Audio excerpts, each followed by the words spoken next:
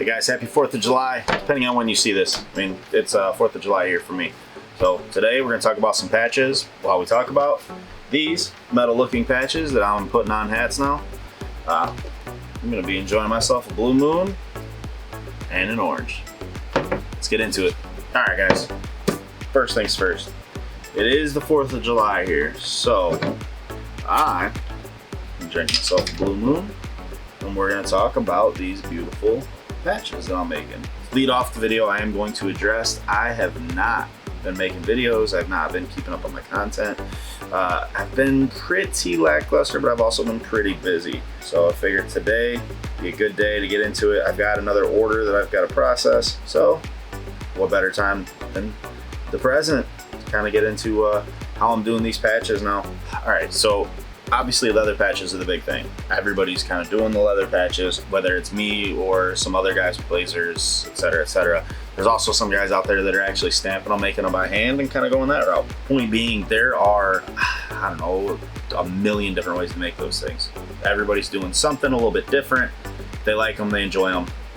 Okay, what it is, what it is. What we're gonna talk about is actually how I make these guys. These are obviously drastically different than what you see normally. They're not metal. They're not metal, but they do look like some metal. Ooh, got a little glimmer in there, a little shine. They do look like metal. So we're gonna talk about how I make those. These are done with a 2-ply acrylic. That means that we take a sheet of acrylic, like so.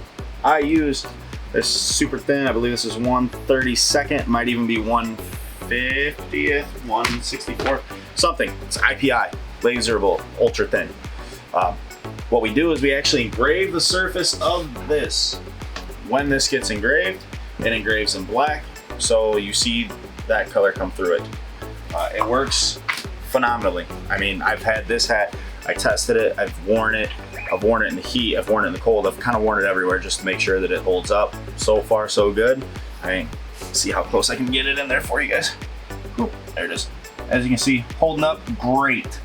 I got more of a sweat stain on the hat than I'd like to admit, but it's hot as hell out there some days. I don't know what you want from me. I'm up in the city, it's warm, it's sunny, it's beautiful sometimes. Other than the smoke. Smoke's been awful lately. But so the 2-ply acrylic is the material that I'm using for it. And then if you can look at the hat itself, you'll see this kind of outer rim around it right in here. There's that little outer kind of black piece you see there. That is still leather. I'm still using a leather backer. The reason I'm using that leather backer is because I trust leather to adhere to the hat and never have an issue. I know by using, I use Hide Bond for all my leather adhesive. I know by using that, it's never coming off. 100%. I've not had a single one fall off. I've tried to rip them off. There's videos of people trying to rip them off. There's people that have a video of them splitting the leather in half before it will come off of the hat itself. So I'm using it. I like it. It's good. It's easy to work with. I use my press. I press it on to the actual sheet of leather itself, and then I put that on the hat and I press it again to get it on the hat. Done. Golden. Can't be better. But the acrylic, to attach the acrylic to the leather, this is the best way I have found to do it at this point. 3M. We've got 3M. It's a roll of 468 MP with a 200 MP adhesive. I don't know what all that shit means. I just know it works. Put it on the back of the patch, put the patch against the leather, sticks it to it, good to go. So I'm gonna kind of show you guys how I go through that process. Obviously I cut my hats, I cut my patches, I cut my leather, and I cut my acrylic on my laser. I use a Thunder Laser Nova 51, which we'll see in this video if you didn't already see it in one of my last ones. So I use that to create all my patches, kind of piece them all together. Otherwise, the only other thing that I didn't address is the actual sheet of leather itself. Now, this particular order that I'm going to be working on today is for a customer that uses his own adhesive. He does not use my adhesive. I think he just glues them. works for him. It's the process he likes. He's able to get the patches in bulk for me, a little bit cheaper, a little easier to ship it to him, a little easier to pick up, whatever the case may be. He does it all himself. He's a barber who has somehow sold 400 plus patches, and every time I ask him, how are you doing it? He keeps saying, Mike, if you give out enough bad haircuts, that people will keep needing hats. It works for him. So I don't know. Too nice of a guy. I'm guessing he's just joking, but whatever. Delicious. All right, so right now, all I'm doing over here is I'm getting the file itself lined back up, and I'm gonna run a frame on it just to make sure that we stay inside and not falling off of the page at all. Not 100% how far I escape this direction, so I may end up having to add a little bit after the fact. And it's something I just like to do, especially on something where I'm placing it with the camera, because the camera's not always perfect, is I'll double check my placement on everything. So I'll actually move my camera based on where I have it on the screen here, and just kind of move my laser around just to double check my edges. Which it looks like I am good. So what I like to do is I'm actually going to shut my cut off for now. And I'm just going to set my fill layer in. My acrylic, no thickness, and the engrave. So that should be plenty for this really thin acrylic as well. Should be able to take that layer off, no problem there. I'm gonna make sure I've got this. I actually want to change this guy. Change my lines per inch just so I can get a little bit higher of a definition in there for the actual engrave. Try to keep it looking as sharp as I can. So with that being said, I'm gonna get this laser turned on. I just gotta get my air on. Make sure my laser's powered up. Got my external air on. Close my lid. I'm about to get the cut. So again, the cut is actually off. I'm just running the fill on it for now. That way I can adjust, and if I need to run it a second time and adjust for anything that I don't like as far as the markings, then I'll have that ability. Alright guys, I just got these done on the laser. The only thing I've done to this point is just get that extra couple magnets on there, because I know once I go to cut it, that will heat up the acrylic a little bit. It's going to want to bend, so I just do that to kind of help out with the bending, make sure that it doesn't try to warp on me too much. I'm going to get this guy closed back in, back over to my controller. Now we're going to shut the output off for my fill, turn on my cut lines. We can run it again with the cut. I do need to actually change my settings. We've got my finished acrylic. Assign that. And we can let it rip. So that should have no issues cutting through both the acrylic and the glue. I don't know how well you guys can see that, but it did cut right through it. So I'm good there. All right, I'm gonna let this finish doing its cuts, and then I will bring you guys back in. The only other thing that I may do off camera is work on my leather outlines. If you guys remember from the other video, or if I even talked about it, because I made the video 5 different times, but all I'm gonna essentially do is go through and just do a slight offset on all of these designs, and then cut them again, obviously without the intersections here.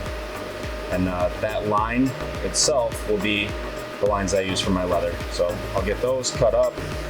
I'll probably do that off camera. If you want to see a video that I did on leather patches, I do have one uploaded now, and then I'll also work on some more. This particular customer actually has me doing some leather patches as well. So I will do those, and I'll be right back with you guys after this all gets off the laser. Hey guys, all right, so we are back down in here. I've got all of my patches cut. I also did my leather. I went ahead and got all of those cut. I'll show you here. So as you guys should hopefully see, if the camera wants to stop fighting with me. So all we did, we cut the leather to put the patches onto. We stained that outside edge of them in black. That way we can use that as a backer.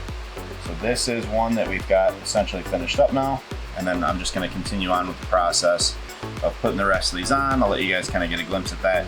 I did also, off camera, I had and I cut all of these English brittle, English something or another. It's Craig and Wicket. It seems like it's pretty popular. A lot of people really enjoy it, like the color of it, all of that. So I went ahead and did all of those, got that stuff done. I've got five of the patches already on the backer, so I'll just take you guys through the rest of the process. Pretty simple, but that'll complete everything that I'm doing for this customer. Like I said, he likes to get his patches unfinished or without any adhesive on them. So I'll get the patches over to him in the way that they're in now. I believe he plans on coming by tomorrow.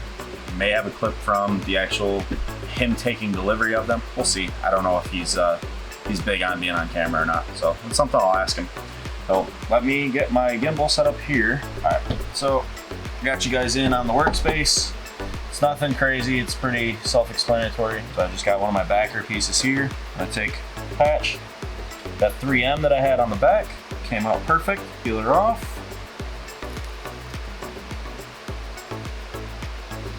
And like I had mentioned before, I score the leather itself just to help with alignment, make sure everything comes out absolutely perfect for me. Get them pressed on nice and tough. I try to make sure I don't end up with any air in the back of it. Just try to lay it on kind of a good pattern to take care of it there, but that's how it comes out. They're on there, they're very solid. I can bend it and move it however I need to. So it's perfect once you get it on the hat. You can see that I got a good bend to it there, no issues. So the longer it sits, it seems like the adhesive gets a little bit stronger. It'll bond over time. I'm not sure if that's 100% accurate or not. I don't recall this exact 3M. I've looked at quite a few of them, but I want to say some of them, once you get them on that second material, it'll take a little bit of time before they fully adhere to it. Something that as it sets, it kind of lets it grab on a little tighter. So you continue on with the rest of these patches I got left. I'll leave the camera running for it. I probably won't be talking. If I think of anything in the middle of it, I will slow that video back down and I'll talk to you guys.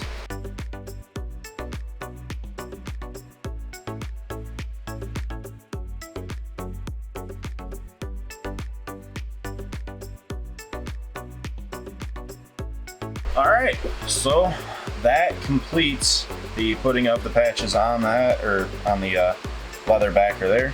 So I've got all of those guys finished up. I got to do a little bit of cleanup on them, make sure that they're all good to go. And then I'm gonna go through, and on these leather ones here, there's a little bit of cleanup to do. I don't know if you guys can kind of see that little bit of charring I got going on there. I'm gonna get all those cleaned up, packaged up, and then he'll be able to come pick them up tomorrow at some point. So that's it. I'm not gonna bother doing the cleanup of these patches on here. All I really do for those is get just a tiny bit of denatured alcohol, give the patch a quick wipe. That'll usually clean up any residue, any kind of, basically just any kind of residue is all it really is. So I'll get all those cleaned up, packaged, and good to go. So that's gonna complete today's video. I know I owe you guys another video on some of my leather work and making some more patches, so I'll do some more there.